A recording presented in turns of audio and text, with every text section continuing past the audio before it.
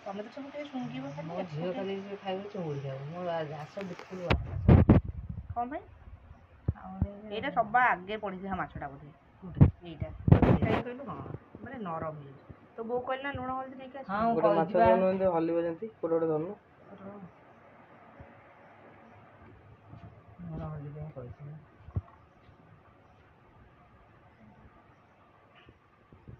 ଏଇଟା thank you ଅଶେଷ ଅଶେଷ ଧନ୍ୟବାଦ। ତମକୁ କାଲି ମୁଁ ଗୋଟେ ମଦ ଟିକେ ଦେଇଦେବି ନହେଲେ ପିଅ। ଅଇନା ଦେଇଦେବୁ ଦୋକାନ ବନ୍ଦ ଥିବ ନା। ତତେ କାଲି ମୁଁ ପକ୍କା 100 ଟଙ୍କିଆ ଟେ ଦେବି। ସେଠିକି ଯଦି ସିଙ୍ଗିଲି ଏକୁଟିଆ ଯିବ ସାଙ୍ଗେ ଆଠି ହଲ ଦେଲୁ ଏକୁଟିଆ ବେଗି ମାଛ କହିଲା ନା ଆମ ଘରେ ଅଧିକ କୁଣିଆ ଅଛନ୍ତି ଦିଟା ଦିଏ ମାଛ ନା ସିଏ ମାସେ ହେଲା ଆଇଁଷ ଖାଇନି।